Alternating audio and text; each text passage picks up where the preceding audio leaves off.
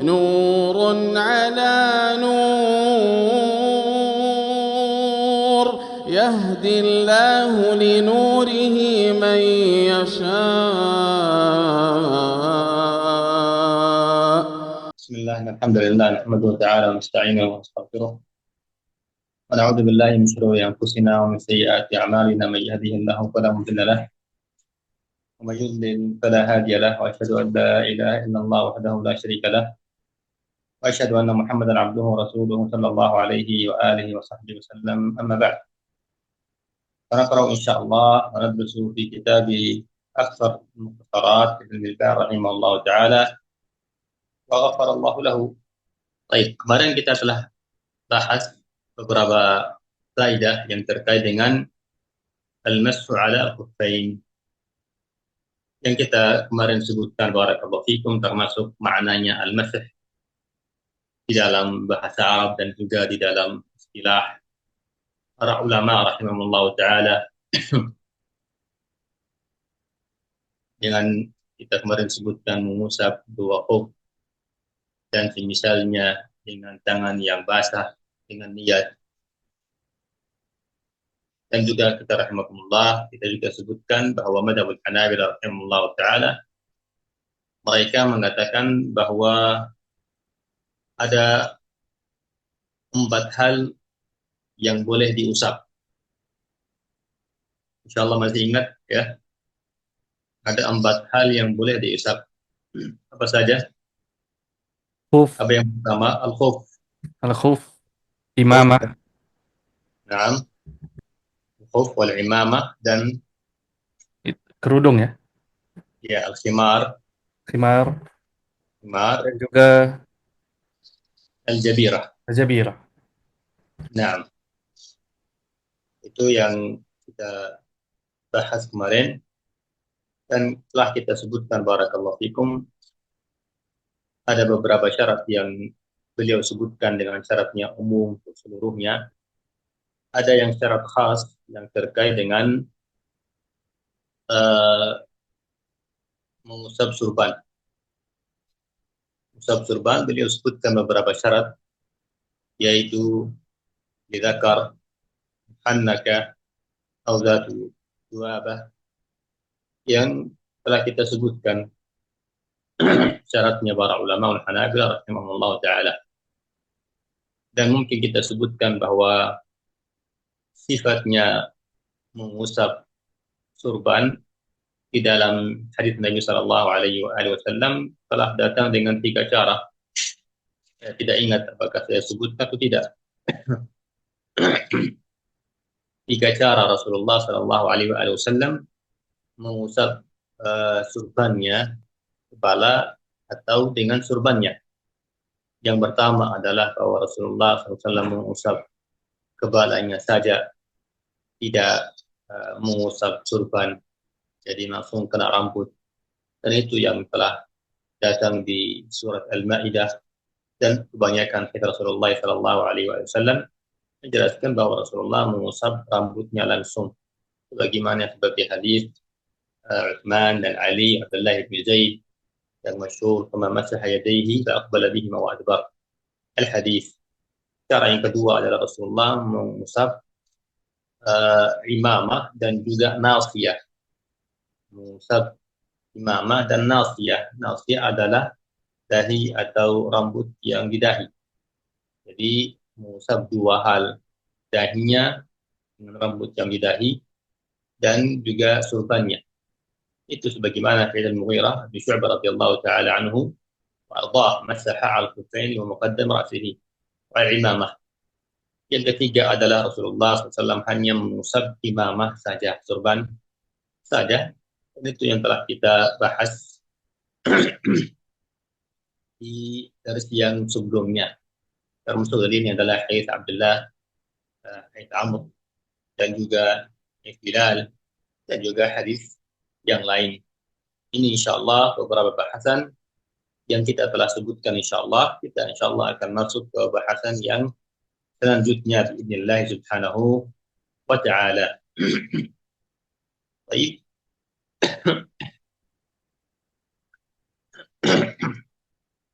Beliau rahimahullah ta'ala mengatakan ghafarallahu lah, qala wa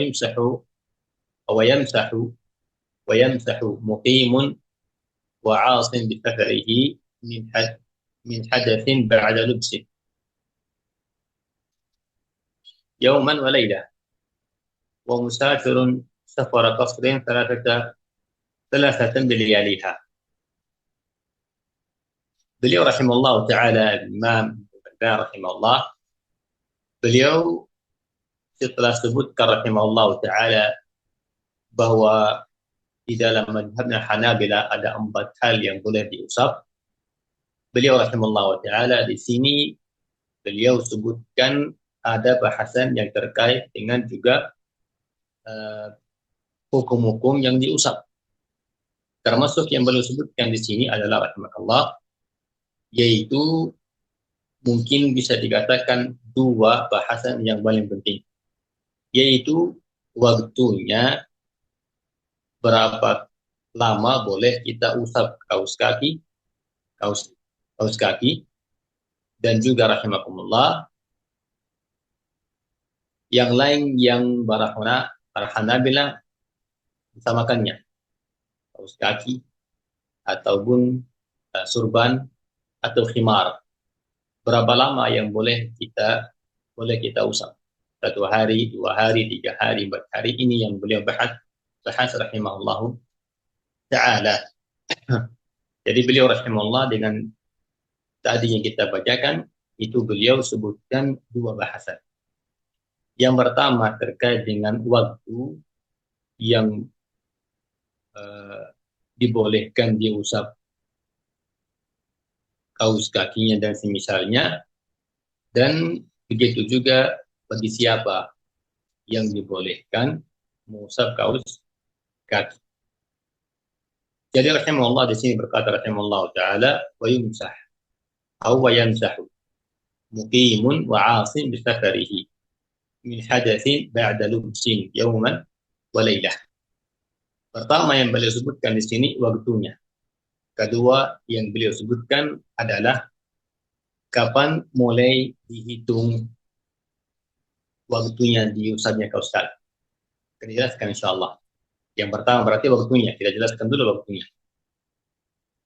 Intinya di sini rahimakumullah dibagi 2. Yaitu yang pertama adalah musafir, yang kedua adalah yang mukim, bukan musafir. Jika orang mukim atau musafir menggunakan kaus kaki, berapa lama boleh bagi mereka mengusap kaus kaki? Ini yang dimaksud. Perhatikan beliau mengatakan wa yamsahu muqimun. Berarti boleh seorang mukim mengusap kaus kaki. Qala wa 'asim bi safarihi, yang dan juga orang yang bermaksiat dengan safarnya. Safar maksiyah, bukan safar ta'ah. Ya. Ini baru 1 hukum. Orang mukim ataupun musafir tetapi safarnya safar maksiyah, hukumnya sama, hukumnya 1. Kita lompat sedikit. Wa musafirun qala yauman wa lailah. Jadi mukim dan yang musafir safar dosa itu boleh dia usap kaus kaki 1 hari 1 malam. Yang kedua, musafirun safara qasrin. Kelasatan belialiha. Yang kedua, orang yang kedua yaitu orang yang musafir, berarti safar ta'ah, safar halal, safar boleh, ya, mubah. Dia mengusap kaus kakinya 3 hari 3 malam, ya, 3 malam. Ini di awalnya kita jelaskan, dan di akhirnya adapun yang tengah itu dari ucapannya beliau min hadatsin ba'da lubsin, yaitu terkait dengan bahasan yang kedua. Ya, bahasan yang pertama yaitu waktunya berapa lama dia usap kaus kaki. Adapun min hadatsin ba'da lubsin terkait dengan kapan mulai dihitung. Kapan mulai dihitung dihitung dari sekarang sehingga kapan itu terhitung 1 malam 1 hari. Insyaallah jelas. Ini dari ucapannya beliau, min hadatsin ba'da lubsi yauman wa laila. Insyaallah akan jelas. Jadi kita bagi dua seperti tadi kita sebutkan, baru kembali nanti ke bahasan beliau rahimahullah. Jadi ada dua bahasan di sini yang paling penting. Yang pertama yang kita namakan at-tauqid. At-tauqid, waktu kapan bolehnya diusap kaus kaki. Ketahuilah rahimakumullah bahwa taharah al-masah ala khuffain, taharah mengusap kaus kaki itu di dalam agama Allah diberikan waktu. Waktunya adalah terkait dengan orang yang musafir atau yang tidak musafir, yang safar dan yang mukim. Adapun kita mulai dengan musafir karena mudah. Yang musafir, yang mana dia ketika bersafar, safarnya dia safar mubah, boleh dia usap kaus kaki 3 hari 3 malam. Ya, 3 hari 3 malam. Insyaallah jelas. Jadi diperhatikan ada 2 syarat. Yang pertama, safarnya mubah. Ini pertama, bukan safar maksiyah. Ya. Kedua, safarnya safar qasar. Karena beliau rahimahullah ta'ala beliau menyebutkan safar qasrin. Safar qasar. Jadi safarnya mubah dan sudah safar qasar. Apa yang dimaksud dengan qasar? Maknanya adalah boleh dia mengqasar salatnya. Boleh dia salat zuhur 2 rakaat dan asar 2 rakaat dan isya 2 rakaat. Jika orang musafir sudah keluar dari rumahnya, dari daerahnya, ya, sejauhnya safar yang terhitung safar dan safarnya dia mubah, berarti apa? Berarti boleh dia mengusap kaus kaki 3 hari 3 malam. Para ulama sangat berselisih dalam masalah kaidahnya safar, kapan terhitung itu safar. Ya, kapan terhitung safar. Kalau mau disebutkan ringkas, karena beliau di sini disebutkan kasar, jadi al-kasar atau as-safar yang boleh dia kasar salat, boleh dia buka puasa, boleh juga mengusap kaus kaki 3 hari 3 malam, itu para ulama ul-Hanabilah, bahkan jumhurul ulama mengatakan jika dia keluar dari daerahnya sejauh sekitar 83 km. Sekitar begitulah, kurang lebih 83 km. Jika orang keluar dari daerahnya sejauh 83 km, ya, ini madhab masyhur Hanabilah, berarti dia sudah boleh mengusap kaus kaki 3 hari 3 malam. Ya, saya sebutkan yang masyhur, padahal juga ada riwayat atau ada juga sebagian Hanabilah seperti Ibnu Qudamah, seperti Ibnu Taimiyah, seperti Ibnu Qayyim. Itu mereka rahimahullah taala mengatakan kembali kepada uruf. Safarnya kembali kepada uruf. Baik, intinya saya hanya menjelaskan apa yang dimaksud dengan kata beliau rahimahullah safar qasrin. Ini yang pertama. Selesai insyaallah. Jadi rahimakumullah, jadi disebutkan waktunya boleh diusap kaus kaki itu terbagi 2. Lagi terkait dengan orang. Jika dia safar, pergi safar ta'ah, safar halal, dan safar qasar, boleh dia mengusap kaus kakinya 3 hari 3 malam. Adapun yang kedua, yang mukim, yang bukan pergi safar, yang tinggal di rumah, tinggal di daerah, bukan pergi safar. Jelas? Dan di sini masyhur yang madhabul Hanabilah mengatakan, dan juga orang yang safar tetapi safarnya safar maksiyah. Safar apa?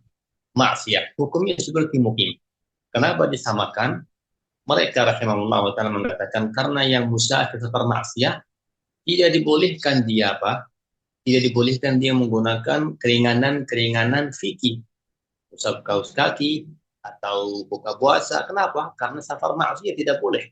Seakan-akan dia tidak pergi safar. Seakan-akan dia mukim, maka hukumnya seperti hukum mukim. Saya jelas. Jadi yang kedua, yang mukim atau yang pergi safar-safar maksiyah. Boleh dia mengusap kaus kaki itu hanya 1 hari 1 malam. Saya jelas. Ya, 1 malam. Safar maksiyah seperti orang yang auzubillah pergi safar auzubillah untuk berbuat fahisyah, pergi safar untuk ke daerah jauh minum khamar atau semisalnya atau semisalnya. Baik. Jadi ini madhabul Hanabilah rahimahullah taala mengatakan orang yang mukim dan orang yang safar maksiyah itu hukumnya sama, boleh mereka mengusap kaus kaki hanya 1 hari 1 malam. Ini madhab al-mu'tamad yang kuat di madhabul Hanabilah yang beliau juga sebutkan di kitabnya di sini. Ada juga riwayat dari Ahmad bin Hanbal rahimahullah, itu juga terjadi Syekh Islam Taimiyah, bahwa orang yang musafir safar maksiyah hukumnya dia tetap seperti hukum yang musafir safar ta'ah. Berarti tetap dia usap kaus kaki 3 hari 3. Baik, ini madhab, ini riwayat yang kedua dari Ahmad bin Hanbal rahimahullah taala dan juga terjih Syekh Islam Ibnu Taimiyah rahimahullah taala. Baik, insyaallah ini jelas insyaallah. Ini ringkasnya apa yang beliau sebutkan rahimahullah taala. Adapun dalilnya yang terkait dengan safar maksiyah, kenapa tidak dibolehkan di madhab al-Hanabilah tidak dibolehkan dia mengusap kaus kaki 3 hari 3 malam. Kenapa tidak dibolehkan? Seperti yang tadi saya sebutkan, kata mereka karena safarnya tidak dibolehkan dalam agama Allah. Kenapa kita bolehkan bagi dia mengusap kaus kaki 3 hari 3 malam? Karena safarnya tidak boleh, berarti hukumnya seperti dia mukim. Kata mereka, jika kita bolehkan bagi dia mengusap kaus kaki 3 hari 3 malam, seakan-akan kita mendukung dia untuk pergi safar maksiyah.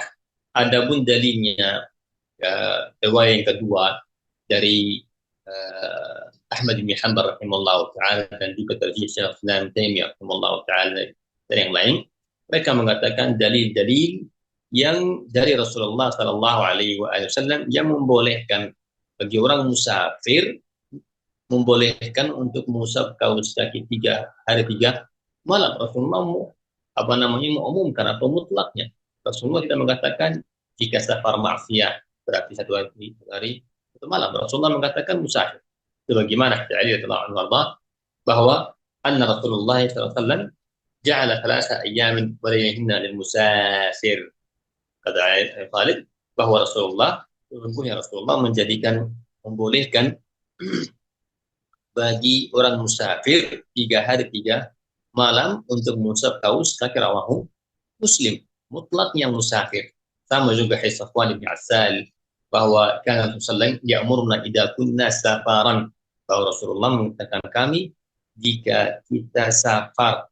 Al-hadis, ya, al-hadis. Sama juga hadis Abi Bakrah radhiyallahu taala anhu warḍah, ya, yang seluruhnya hadis tersebut seluruhnya Rasulullah sallallahu alaihi wasallam mengkaitkan bolehnya mengusap kaus kaki 3 hari 3 malam jika sudah safar.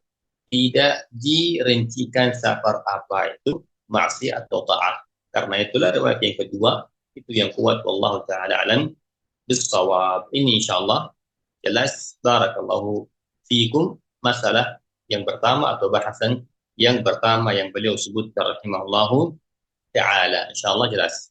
Jadi jika ditanya kapan waktunya diusap kaus kaki, jawabannya terkait dengan orang. Jika dia musafir, maka boleh dia usap kaus kaki 3 hari 3 malam. Jika dia mukim, maka dia usap kaus kaki 1 hari 1 malam. Ini madhab yang riwayat yang kedua yang kita kuatkan. Adapun masyhurul Hanabilah bahwa mukim dan juga yang musafir safar maksiyah hukumnya adalah mengusap kaus kaki 1 hari 1 malam saja. Insyaallah jelas. Barakallahu fiikum. Insyaallah jelas. Ada faedah ditambahkan dari Syekhul Islam Taimiyah rahimahullah taala, bahwa beliau rahimahullah taala wa ghafarallahu lah, beliau mengatakan itu memang beliau mengikuti madhab yang tadi kita sebutkan, madhab jamaahir ahli ilm, bahwa musafir 3 hari 3 malam, mungkin 1 hari 1 malam. Hanya beliau menambahkan, beliau mengatakan kecuali jika ada darurah, ya, atau keberatan. Jika darurah atau keberatan, kata beliau rahimahullah, maka tidak dihitung waktu, ya, tidak dihitung. Maknanya adalah orang yang jika dia dalam darurah, dia musafir ataupun mukim, tetapi di dalam keadaan darurah. Darurah seperti apa?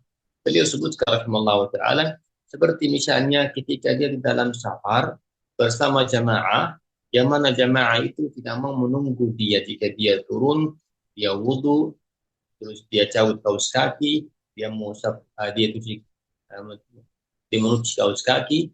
Jika tidak bisa ditunggu, ya, dan dia hanya bisa mengusap kaki, kata beliau rahimahullah, boleh dia usap kaus kaki walaupun lebih dari 3 hari 3 malam, walaupun 1 minggu, dia usap terus karena dalam keadaan darurat. Sama juga misalnya keberatan, misalnya lagi di daerah yang sangat dingin, jika dia cabut kaus kaki, apalagi kaus kaki yang tebal, yang jenisnya dari kulit, yang insya Allah mengamankan selamatkan orang dari kedinginan di kaki.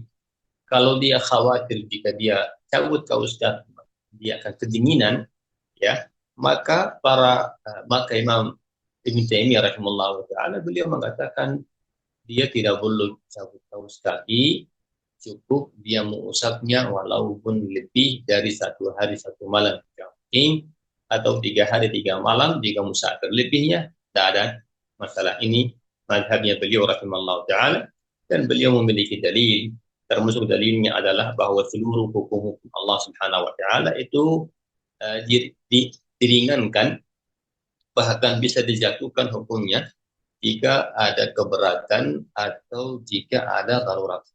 Dan juga hadis Uqbah bin Amir radhiyallahu anhu, ketika beliau radhiyallahu anhu datang dari negeri Syam, membawa kabar berita bahwa Syam sudah dikuasai oleh kaum muslimin. Beliau radhiyallahu anhu datang ke Madinah, memberikan kabar gembira kepada Umar bin Khattab radhiyallahu anhu arhahumah. Dan Umar bin Khattab bertanya kepada Uqbah, engkau sudah berapa lama tidak cabut kaus kakimu? Maka beliau menjawab, sudah 8 hari, ya, dari hari Jumat sampai hari Jumat. Maka Umar bin Khattab menjawab, ahsanta wa asabta sunnah, engkau berbuat baik dan juga engkau dapat sunnah. Rawahu Daraqutni. Dan juga yang mensahihkannya adalah Syekhul Islam Taimiyah dan juga Al-Baihaqi dan yang lain. Baik, ini insyaallah yang kita sebutkan dengan ringkas. Adapun cabang yang kedua yang beliau sebutkan rahimahullah ta'ala, yaitu dengan ucapannya beliau yang tadi kita lompati, yang di tengah-tengah itu, ucapannya beliau, min hadatsin ba'da lubsin. Min hadatsin ba'da lubsin. Maknanya adalah kapan mulai dihitung. Kapan mulai dihitung apa? Mulai dihitung waktunya. Kalau yang pertama, waktunya seluruhnya berapa lama?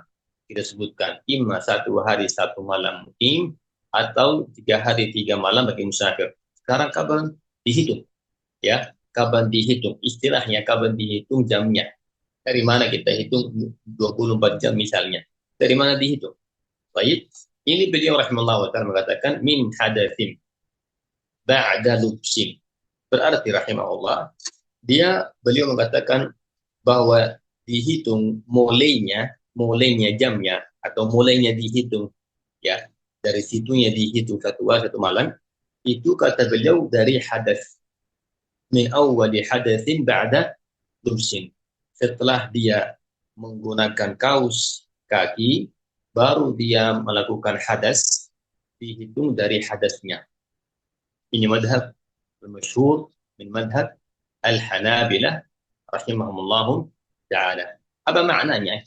Maknanya misalnya, jika misalnya ada seorang yang dia sudah berwudu, setelah berwudu dia menggunakan kaus kaki, ya, dia menggunakan kaus kaki misalnya setelah duhur, ya, dan tidak tidak batal wudunya, sehingga katakanlah maghrib misalnya jam 7, ya, dia menggunakan kaus kaki kapan? Misalnya jam 12 siang sudah mau salat duhur, adang duhur, dia berwudu, dia menggunakan kaus kaki dan tidak batal wudunya sehingga jam 7 maghrib, ya. Jelas? Maka kapan dia hitung? Apakah dia hitungnya dari jam 12 siang atau hitungnya dari jam 7? Hitung dari situ 24 jam satu hajat malam. Ya, insyaallah jelas. Dengan madhabnya ini Hanabilah yang masyhur, berarti terhitungnya dari jam 7. Karena dari jam 7 itu baru dia melakukan hadas.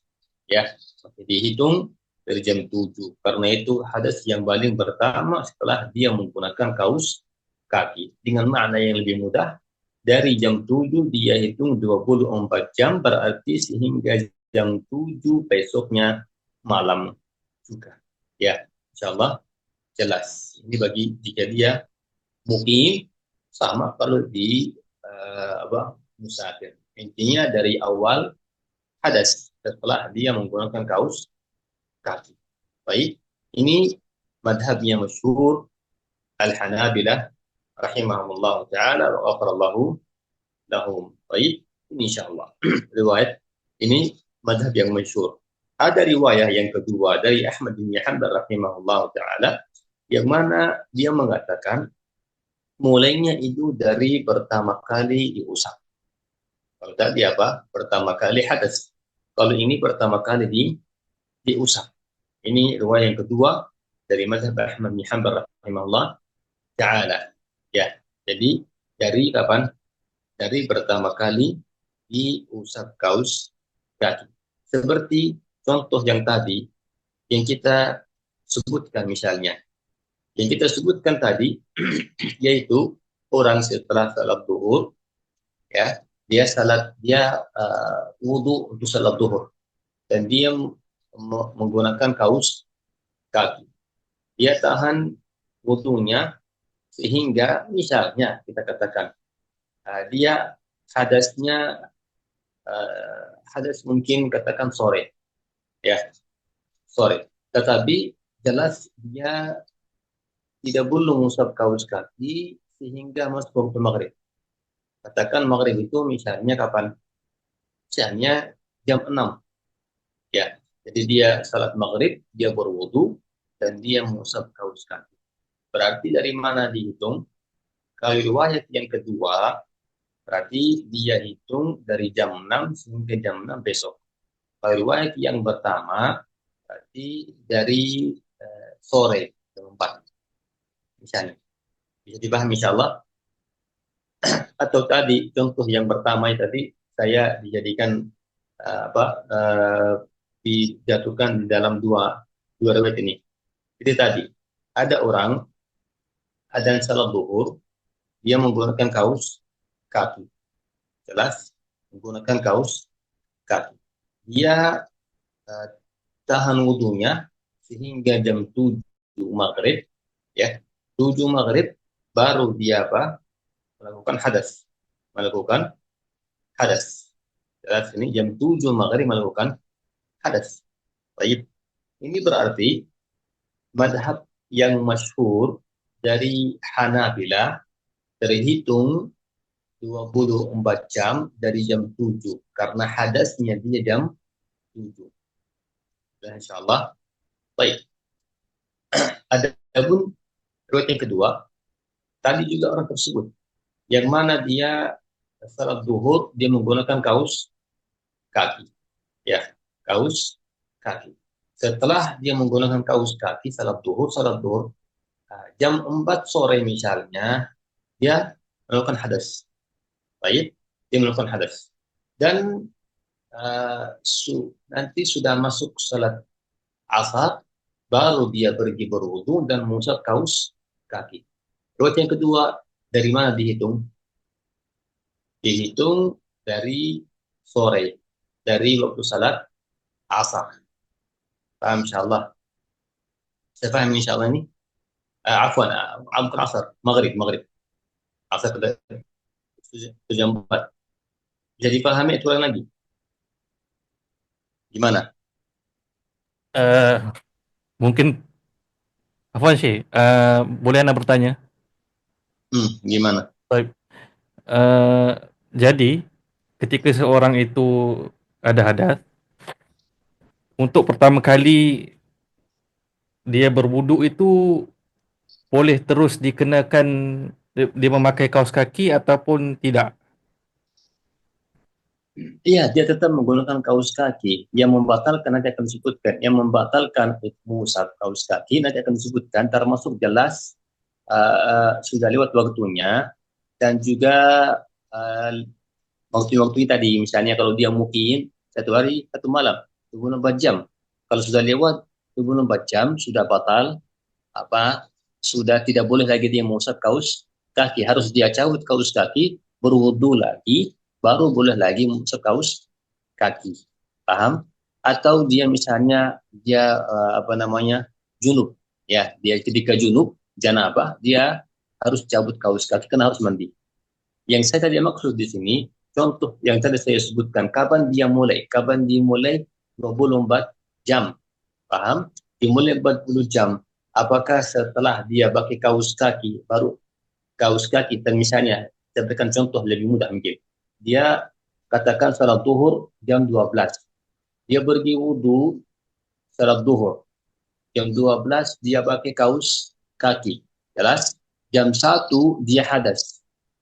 Ya, dan dia hadas. Berarti madhab masyhurnya Hanabilah dari jam 1 dia hitung.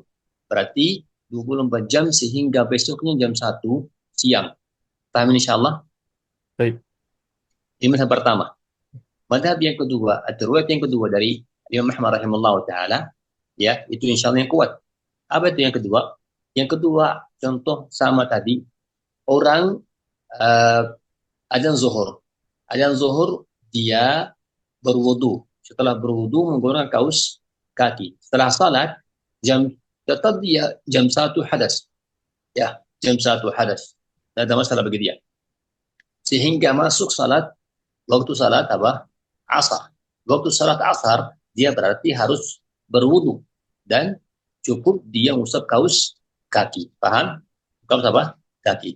Riwayat yang kedua itu terhitung dari salat asar. Karena pertama kali mengusapnya, terhitung dari pertama kali mengusap kaus kaki. Berarti dari kalau asarnya misalnya jam berapa? Jam 4. Berarti dari jam 4 asar itu sehingga besok jam 4 asar. Paham? Beda sama yang pertama. Salah paham ini? Baik, insyaallah Pak. Baik. Ini yang dimaksud di sini. Saya sebutkan dua riwayat karena riwayat yang kedua ini sebenarnya yang kuat. Wallahu a'lam bishawab. Baik, insyaallah ini dengan ringkas. Baik, wallahu a'lam bishawab. Ya, tidak perlu kita sebutkan faedah-faedah yang lain karena bisa jadi kita nanti malah tidak paham. Baik. Jadi kita selesai bahasan yang baru sebutkan. Qala wa yamsahu muqimun wa 'asin bi safarihi. Telah sebutkan, ya, bi safarihi. Muqim dan orang yang safar ma'siyah dia boleh mengusap kaus kaki min hadatsin ba'da lubsin. Telah kita sebutkan madhab masyhurnya Hanabilah apa yang dimaksud di sini, yauman wa lailah, satu hari satu malam, dan musafir safar qasim thalatha layalin. Dengan ringkas dua bahasan. Yang pertama, waktunya kapan boleh dia mengusap kaus kaki, kita bagi dua, musafir dan mukim. Kalau mukim 1 hari 1 malam, dia mukim, tinggal di rumah, baik laki-laki atau perempuan, yang kemarin kita sebutkan, walaupun tidak ada hajat bagi dia, tapi dia ingin menggunakan kaus kaki, boleh mukim mengusap kaus kaki 1 hari 1 malam. Selesai. Musafir terbagi dua di masyhurnya Hanabilah. yang paling masyhur. Begitu musafirnya. Musafir safar maksiyah berarti seperti mukim, satu hari satu malam. Musafir safar ta'ah, safar halal mubah, dia dibolehkan mengusap kaus kaki 3 hari 3 malam. Selesai bahasan pertama. Bahasan kedua, kapan mulai dia menghitungnya? Menghitung 24 jam misalnya. Ya, kapan dimulai? Mulainya di sini yang beliau sebutkan di sini dari madhab al-Hanabilah, dari masyhur madhab al-Hanabilah, dari kapannya? Kapan? Yaitu dari pertama kali hadas. Ya, setelah dia menggunakan kaus kaki, kapan dia pertama kali hadas, maka dihitung dari situ. Paham? Ini madhab yang beliau sebutkan rahimahullahu ta'ala. Seperti yang tadi kita sebutkan insyaAllah, contohnya jelas.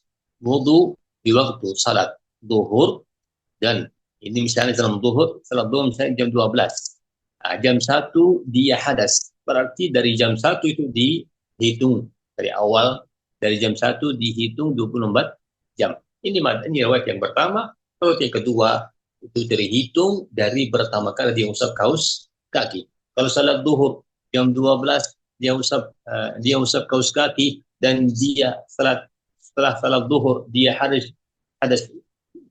jam 1, jam 2, jam 3 sehingga masuk salat asar, berarti dia belum wudu, belum dia usap kaus kaki. Berarti madhab yang kedua dihitung dari waktu asar. Kalau misalnya jam 4, berarti dari jam 4 dihitung waktunya 1 hari 1 malam, karena madhab yang kedua yaitu dari pertama kali mengusap kaus kaki, bukan hadas. Baik, ini insyaallah jelas. Setelah beliau rahimallahu taala di sini, setelah beliau mengatakan rahimallahu taala, qala fa in masaha fi safarin thumma aqama aw akasa fakamukim. Ini perhatikan yang beliau rahimallahu taala sebutkan. Beliau sebutkan rahimallahu taala ada beberapa bahasan yang terkait dengan musafir dan mukim. Ya. Perhatikan beliau paling pertama sebutkan fa in masaha, jika dia mengusap dalam keadaan safar, setelahnya dia aqamah, dia sudah sampai ke daerahnya. Jadi ada orang musafir, dia mengusap kaus kaki. Pada haknya dia 3 hari 3 malam. Tetapi baru dia usap kaus kaki, baru sampai 1 hari misalnya, sudah sampai ke kota, sampai ke tujuannya. Dia bagaimana hukumnya? Apakah tetap dia menggunakan 3 hari 3 malam, padahal sudah sampai ke rumah? Atau berubah hukumnya menjadi hukum yang mukim, dia cukup hanya hitung 1 hari 1 malam. Ini maksudnya. Qala au akasah. Au akas, apa akas? Kebaliknya. Apa kebaliknya? Kebaliknya, orang yang dia mukim. Dia mukim. Jadi dia usap kaus kaki karena mukim. Berarti berapa haknya? 1 hari 1 malam. Tiba-tiba ada orang yang ajak dia safar, pergi safar. Apakah dia boleh mengusap kaus kaki 3 hari 3 malam karena sedang safar, atau dia mengusap kaus kaki 1 hari 1 malam karena dia pertama kali mengusap kaus kaki di waktu mukim? Ini yang dimaksud. Ya, ini apa? Yang dimaksud. Di sini beliau rahimahullah menjawab dengan ringkas, qala fakamukim. Fakamukim. Hukumnya adalah seperti mukim. Berarti 2 keadaan tadi hukumnya mukim. Apa pertama? Pertama, orang fa'in masaha fi safar. Dia mengusap kaus kaki di dalam keadaan safar. Setelah itu dia aqama, sudah sampai ke kota. Dia musafir dan dia mengusap kaus kaki tidak lama sampai ke kota. Baru saja 1 hari sudah sampai ke kota. Ya, paham? Padahal dia berhaknya 3 hari 3 malam jika dia musafir. Tapi dia usap kaus kaki tidak lama sampai ke rumah. Atau yang tadi kebaliknya. Yang kebaliknya apa? Yang kebaliknya dia orang mukim, mengusap kaus kaki, dan setelah itu dia safar. Beliau di sini menjawab hukumnya seperti mukim. Berarti 1 hari 1 malam. Paham insyaallah ini? Berarti maknanya adalah jika saya safar dari, katakan dari Jakarta ke Makassar. Dari Jakarta saya usap kaus kaki. Berhak saya usap 3 hari 3 malam. Baik, 3 malam. Naik pesawat 3 jam, 2 jam sampai ke Makassar, 1 jam sampai ke rumahku. Hanya berapa? 3 jam, 4 jam sudah sampai ke rumah, 5 jam sampai ke rumah. Jelas ini? Padahal saya tadi usap kaus kaki, sedang saya di Jakarta, saya musafir. Paham? Apa hukum saya ini? Apa boleh saya tetap mengusap kaus kaki 3 malam? Jawaban di sini Ibnu Balban, tidak. Engkau sekarang hukum kamu sudah mukim karena kamu sudah sampai ke rumahmu, berarti sudah tidak di dalam keadaan safar. Hukum kamu adalah mukim. 1 hari 1 malam. Selesai. Ini pertama. Baik. Yang kedua. Ada yang mukim. Mau bilang saya juga boleh. Saya lagi di rumah, mukim. Saya pakai kaos kaki. Ya, saya pakai kaos kaki. Saya pakai kaos kaki. Tiba-tiba ada orang mau manggil saya. Safar di Jakarta ke Malaysia. Ya, saya pergi. Saya pergi. Sudah saya pergi dari Makassar ke Jakarta atau ke Malaysia. Berarti apa? Saya, apakah boleh saya usap kaus kaki 3 hari 3 malam karena saya sedang safar, atau saya kembali ke asal? Apa asalnya? Asalnya karena saya pakai kaus kaki di waktu saya mukim, tetap hukumnya mukim. Jadi beliau di sini mengatakan engkau hukumnya mukim. Hukumnya apa? Mukim. Sama jelas. Yang safar pulang ke kampung sudah sampai, berarti dia mukim karena sampai ke kampung. Yang baru dia usap kaus kaki di rumah, baru dia safar, kata dia tetap kamu kembali, tetap kamu hukumnya adalah kamu usap 1 hari 1 malam. Tidak hukum mukim. Ini tidak hukum musafir. Ini yang dimaksud dari ucapannya beliau rahimahullah ta'ala. Perhatikan di sini satu masalah. Ya, sebelum kita pindah. Yaitu rahimakumullah, jika misalnya saya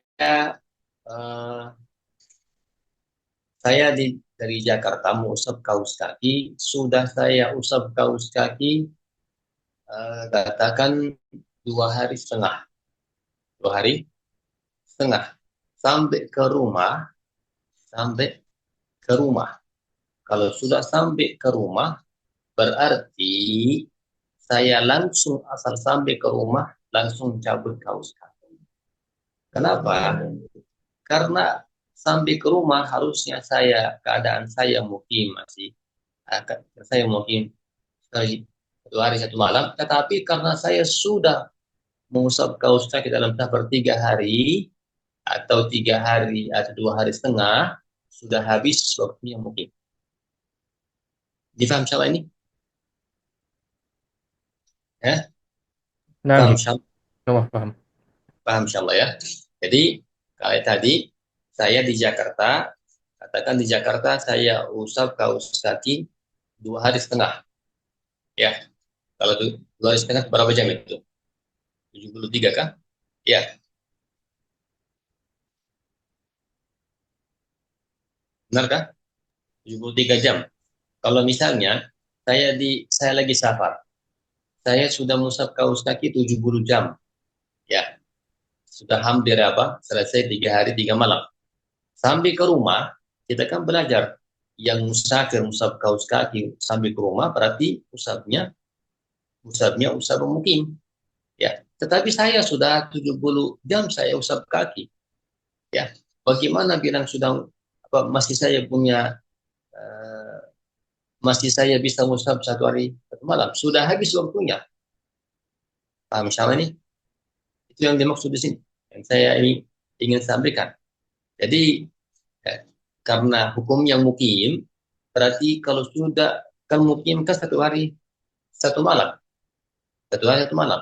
Jadi keadaannya dari Jakarta saya mengusap kaus kaki 1 hari, sampai ke rumah masih punya 1 malam, biar jadi 1 hari 1 malam.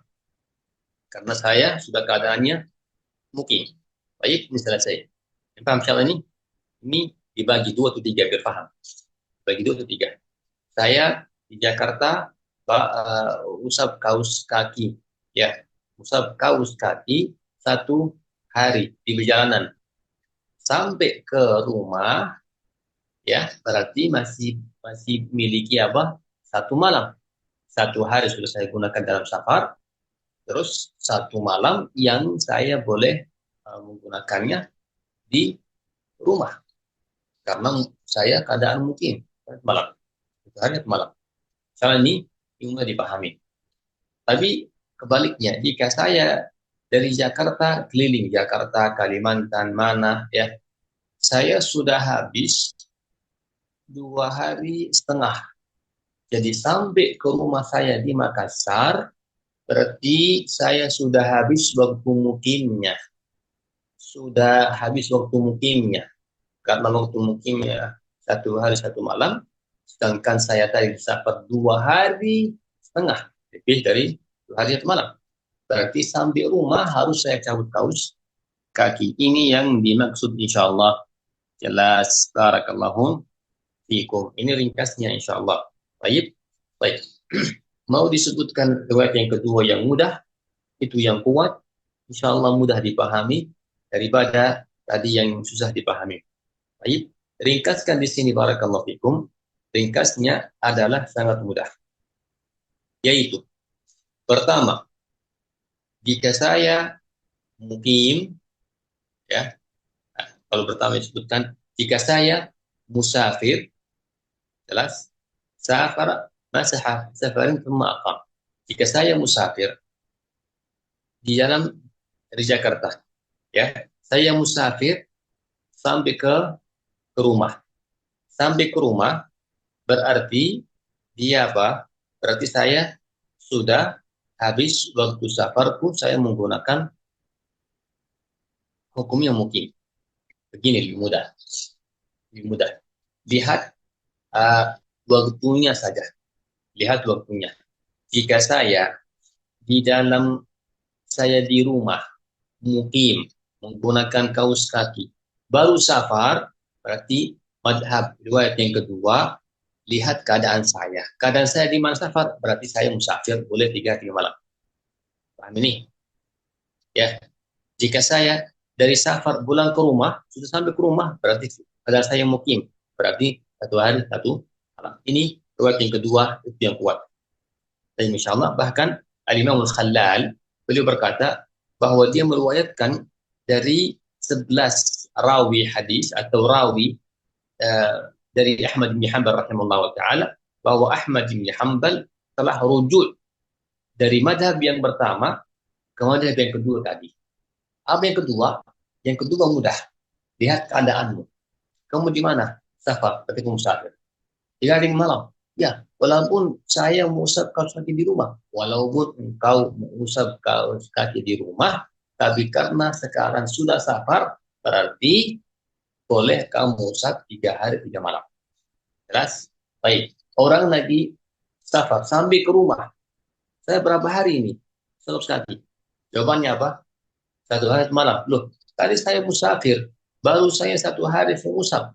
Bukan 3 hari 3 malam. Tidak, karena keadaan kamu sekarang mungkin, berarti sudah hukumnya mungkin. Ini paham misalnya ini? Nah, Ini yang mudah insyaAllah. Ini madhab yang mudah, wallahu a'lam bissawab. Dan tadi disebutkan bahwa Ahmad bin Hanbal rahimahullah, beliau rujuk dari madhab yang pertama ke madhab yang kedua, wallahu a'lam bissawab. Setelahnya adalah rahimahullah ta'ala, setelahnya beliau sebutkan syarat-syarat yang terkait dengan mengusap kaus kaki. Kita sebutkan mungkin sebagian saja, dan mudah-mudahan kita sebutkan dengan ringkas.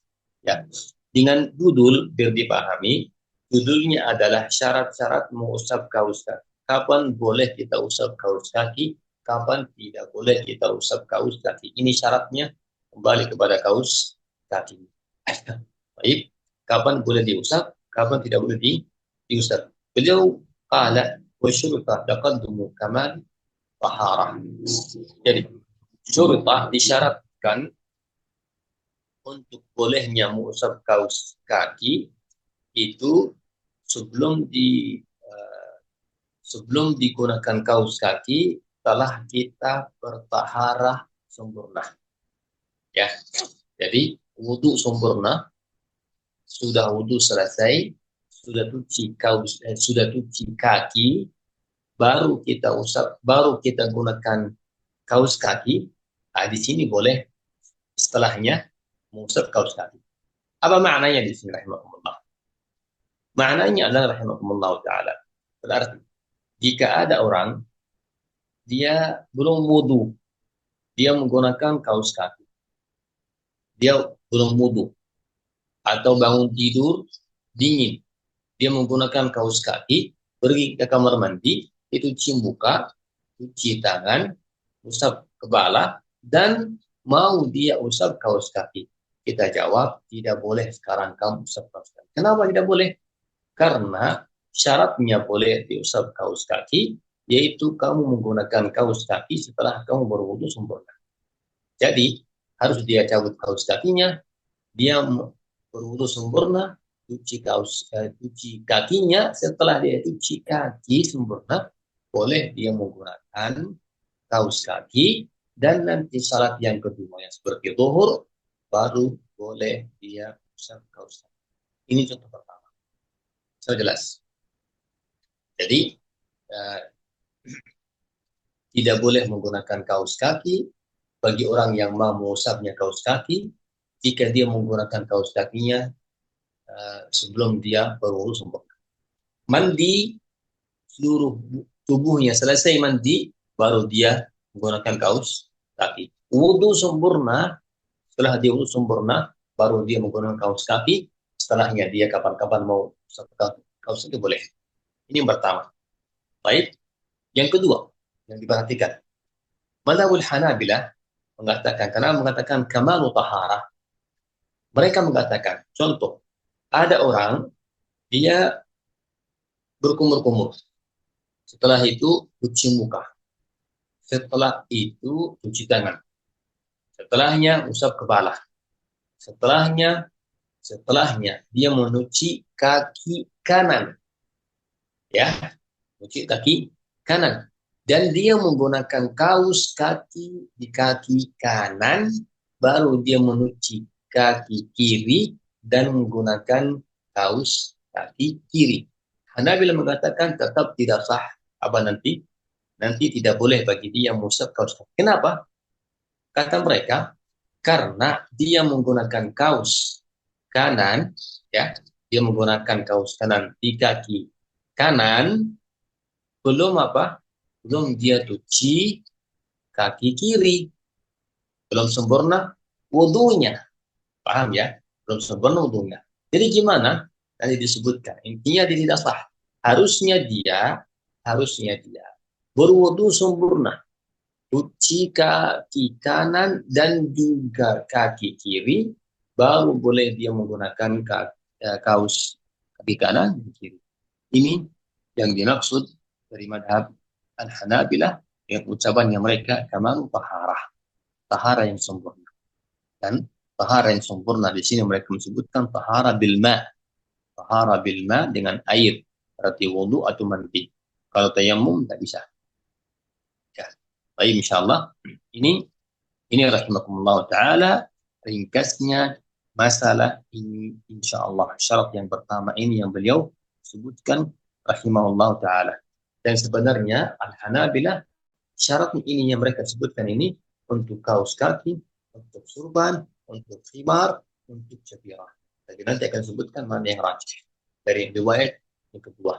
Tapi di sini syarat yang paling pertama yang dibolehkan, ya, mengusap kaus kaki yang paling pertama yaitu menggunakan kaus kaki setelah taharah yang sempurna. Apa maksud sempurna? selesai wudu, selesai mandi, baru gunakan kaus kaki. Ya. Setelah itu nanti kalau waktu mengusap kaus kaki boleh. Itu yang rahimakumullah syarat yang pertama. Mereka berdalil dengan hadits Mughirah bin Syu'bah yang tadi kita sebutkan. Sabda Nabi alaihi salam, "Fa inni adkhaltuhuma tahirataini." Maka saya kata Rasulullah, telah saya memasukkannya apa itu dua kakinya ya dalam keadaan apa cuci, masukkannya dua-duanya madhab Hanabilah, dua-duanya cuci ya. Setelah selesai wudu, dua-duanya tahir, baru beliau menggunakan kaus kaki. Dan juga hadis Abu Bakrah dan hadis yang lain, syahidnya adalah yang tadi kita sebutkan, itu madhab Al-Hanabilah rahimahumullahu ta'ala wa ghafarallahu lahum. Ada riwayat an Ahmad rahimahullah dan juga terjih Syekh Al-Islam Ibn Taimiyah rahimahullahu ta'ala.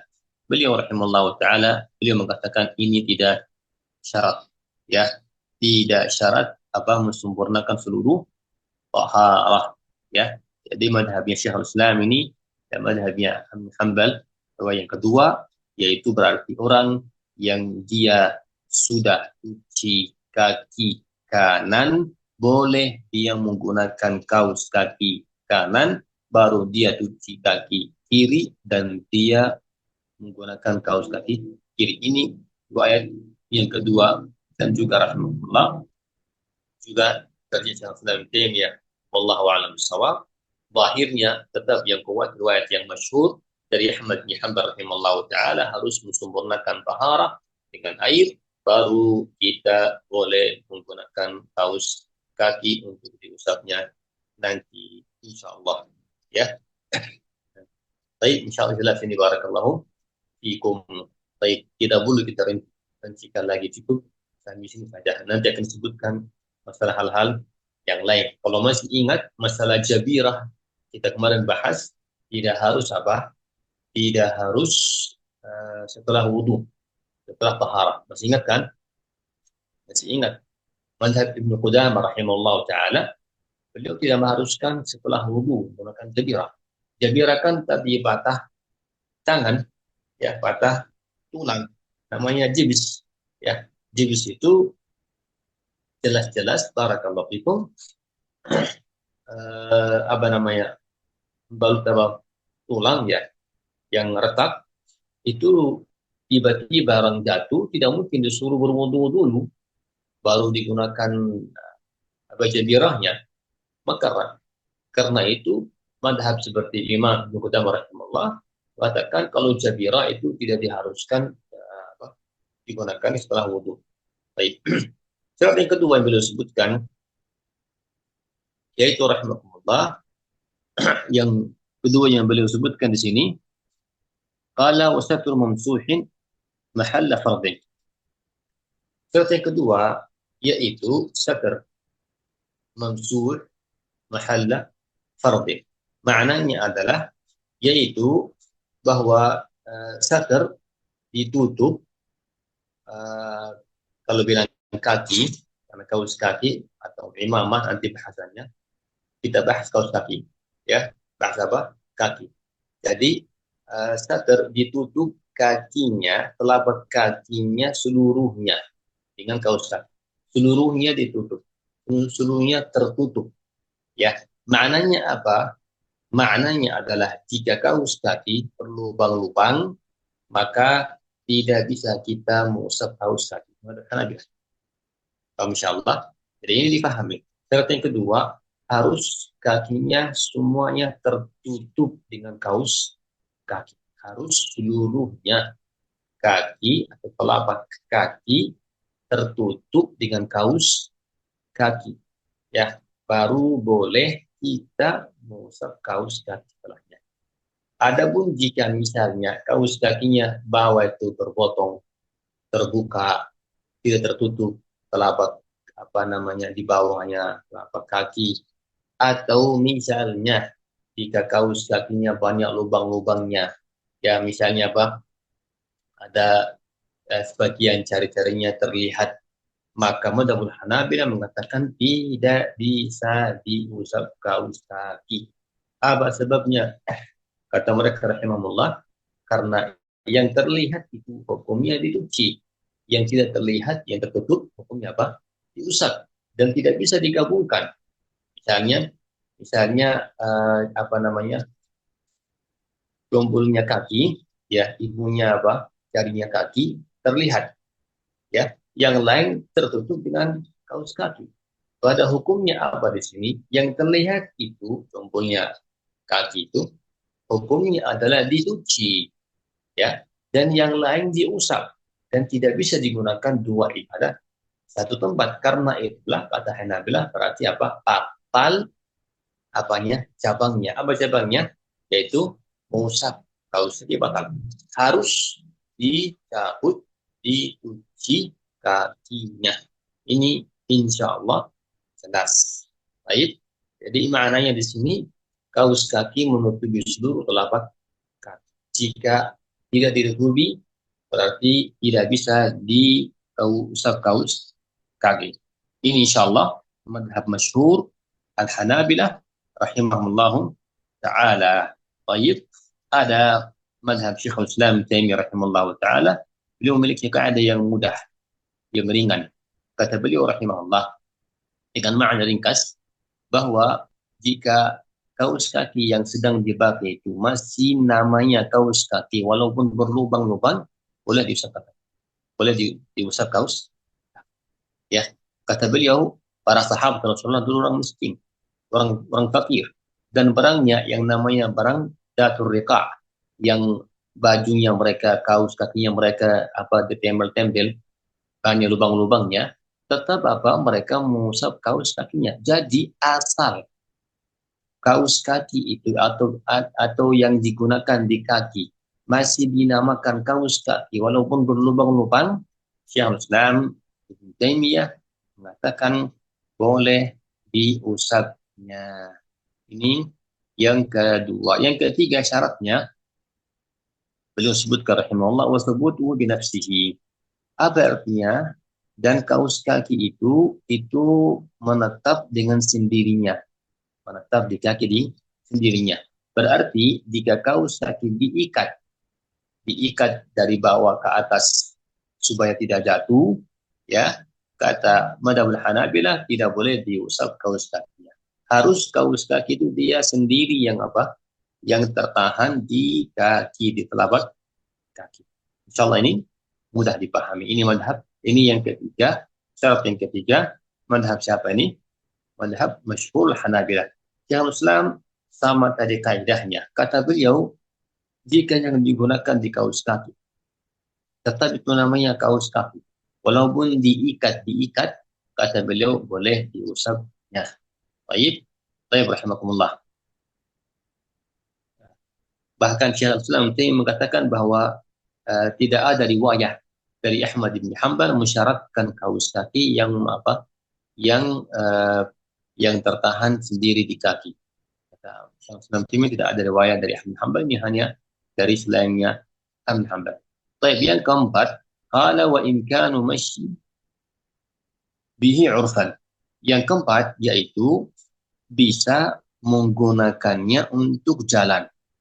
Bisa menggunakannya untuk jalan. Ya, dengan urf, dengan ma'ruf. Apa maknanya? Kaus kaki masih bisa digunakan untuk jalan. Jika tidak bisa digunakan untuk jalan, berarti sudah tidak bisa diusapnya.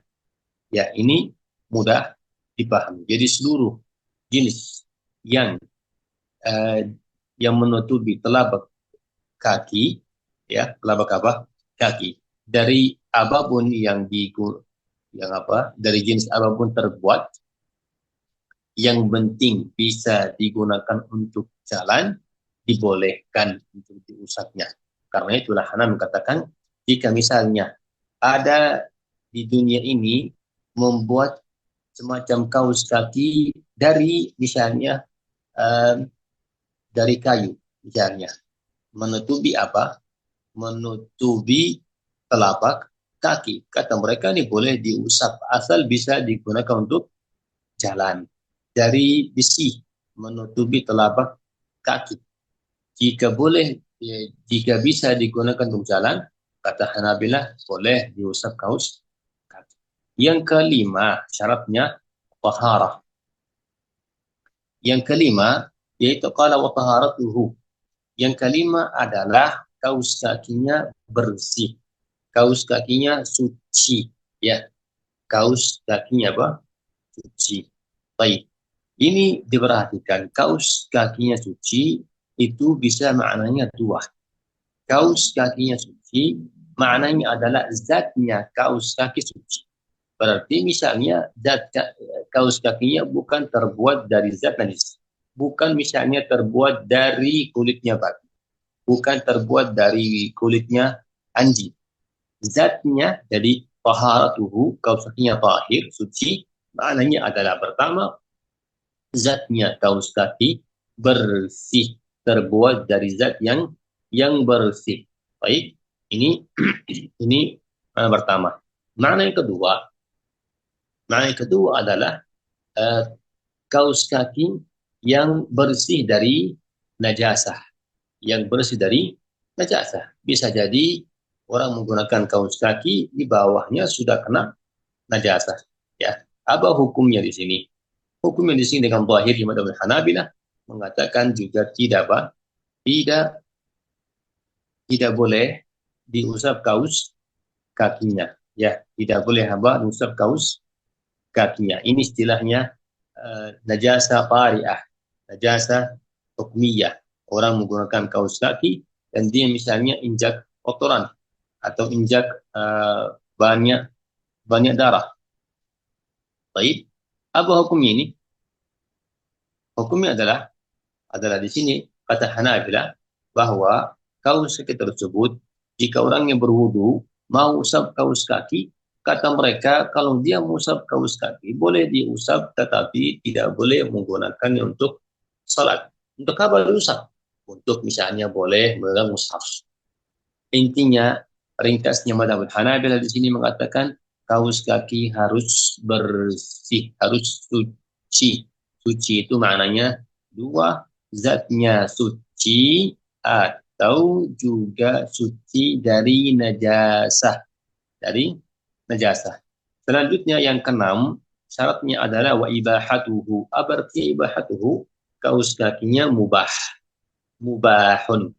Maknanya mubah adalah jelas berarti makna yang mubah kaus kaki bukan terbuat dari sutra. Karena kalau terbuat dari sutra tidak mubah untuk laki-laki. Berarti tidak boleh mengusap kaus kaki yang terbuat dari sutra. Selesai. Mubah juga makna kedua. Mubah berarti maknanya adalah bukan haknya orang lain.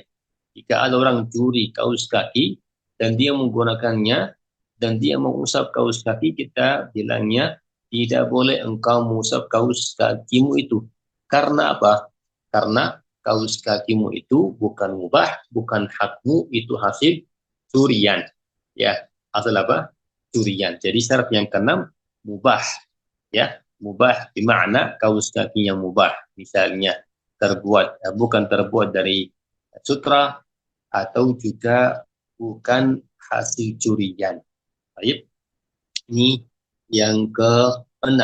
Padahal juga riwayat dari Ahmad bin Hanbal rahimahullah ta'ala, beliau mengatakan bahwa jika kaus kakinya dari sutra atau kaus kakinya punya hak orang lain, kata beliau rahimahullah, boleh dia usap kaus kaki. Ini riwayat yang kedua, ya. Karena apa? Larangannya bukan kembali ke apa namanya? ke dasarnya ibadah, yaitu usapnya, ya, kembalinya kepada apa? Kepada sesuatu yang di luar ibadah mengusap kaus kakinya. Kembali kepada kainnya, kembali kepada haknya orang lain. Ini kita sebutkan masyhurnya madhab Al-Hanabi rahimahullah ta'ala. Baik, ini 6 hal yang beliau rahimahullah sebutkan rahimahullah, ghafarallahu lahu. Ada para ulama, sebagian ulama Hanabilah menambah satu syarat, saya sebutkan dengan ringkas, yang ketujuh, yaitu kaus kakinya tidak tipis. Maknanya tidak tipis, mereka mengatakan tidak tipis sehingga kelihatan kulitnya kaki. Jika sudah kelihatannya kulitnya telapak kaki, berarti tidak boleh diusapnya. Ya, ini sebagian Hanabilah dan juga Syekh Ibnu Taimiyah rahimahullah taala, beliau membolehkan. Sepertinya beliau kaidahnya seperti Syekh Ibnu Taimiyah, asal masih dinamakan kaus kaki, berarti boleh diusapnya. Baik, ini insya Allah syarat-syarat apa yang terkait dengan kaus kaki, insya Allah sebutkan dengan ringkas. Insya Allah bismillah subhanahu wa ta'ala kita memahaminya. Ini yang paling penting, yang paling penting bagi kita rahimakumullah, yang kita akan gunakan insya Allah mungkin di dalam kehidupan kita, yaitu tadi yang disebutkan masalah waktunya kapan, berapa panjang, berapa lama kita usap kaus kaki.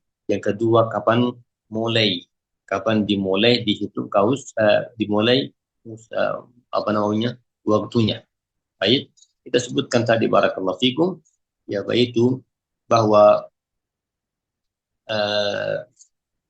berapa lamanya kita bagi dua, musafir dan mukim.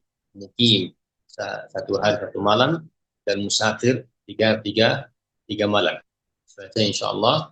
Terus kapan dihitungnya, kapan dimulainya?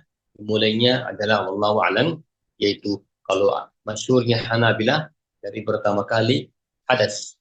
Ya, masyhur dari riwayat yang kedua yang kuat wallahu alam, yang Islam yang lain, itu kapan mulainya?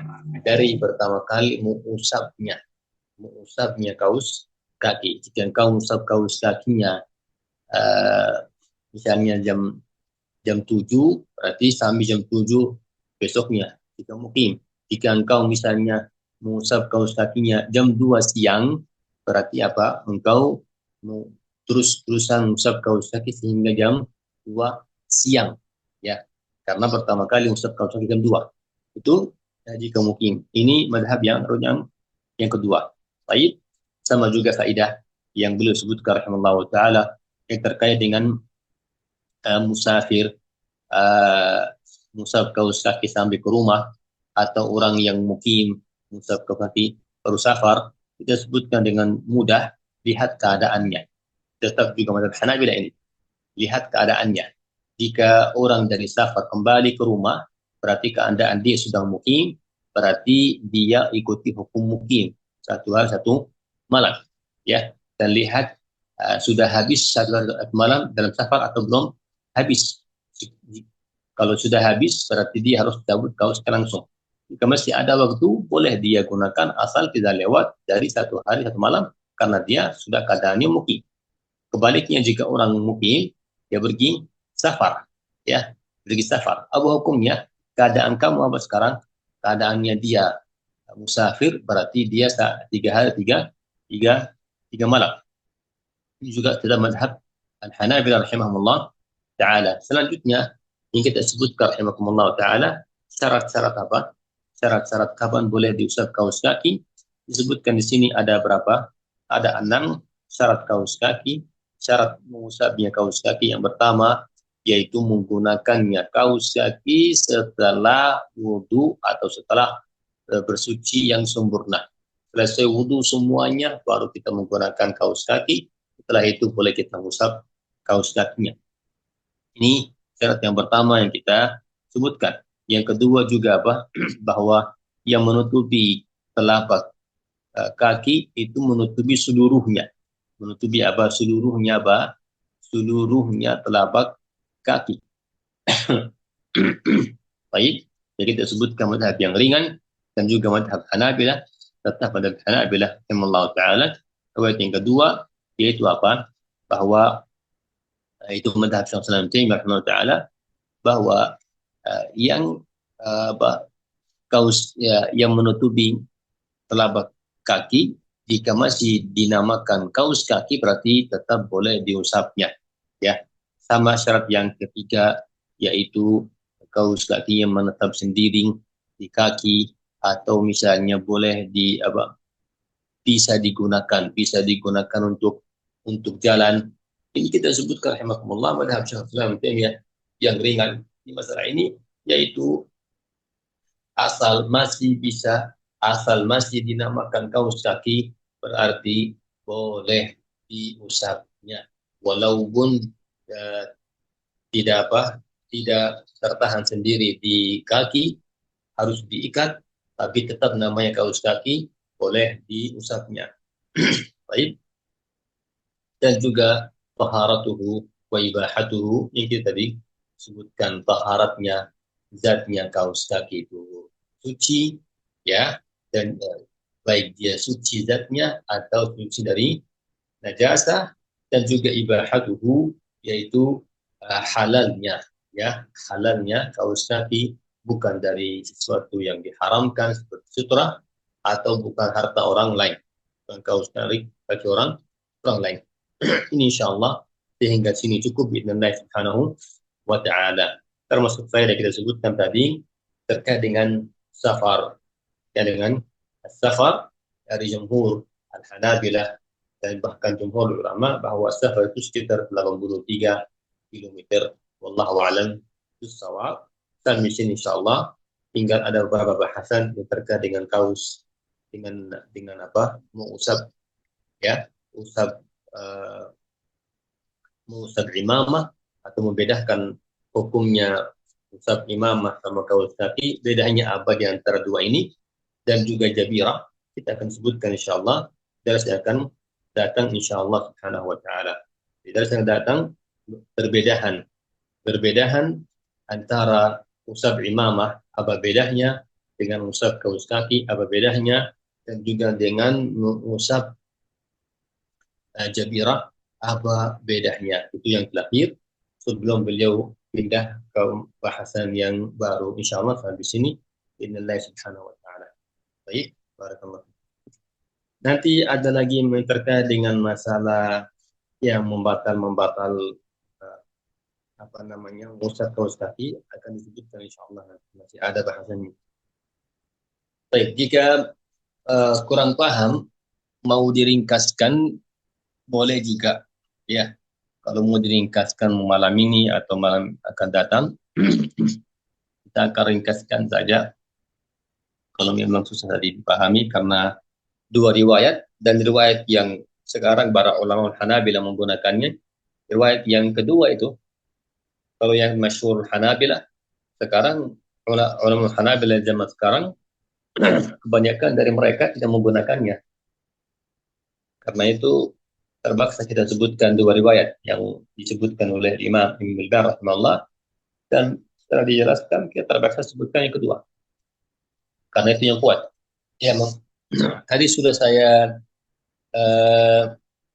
sebutkan faidah-faidah yang di dalam malam ini. Kalau mau disebutkan hanya yang rajah saja, mungkin pertemuan yang akan datang, kita sebelum masuk ke bahasan yang baru, kita sebutkan saja yang rajih, karena istilahnya para ulama itu alaihal amal, yang sedang memang difatwakan zaman sekarang dari Hanabilah sendiri. Barakallahu fiikum. Barakallah Syekh. Insyaallah, jazakallah. Ya, alhamdulillah kalau sudah dapat beberapa faidah, itu alhamdulillah. Ilmu memang begitu, kalau banyak faidah malah tidak bisa dipahami dengan baik, sedikit demi sedikit. Nah, Syekh. Insyaallah. Baik, bila huna, jazakumullah khair. Subhanakallah bihamdik, la ilaha illa anta, assalamualaikum warahmatullahi wabarakatuh. Baik, jazakallah khair. ويضرب الله الأمثال للناس والله بكل شيء عليم.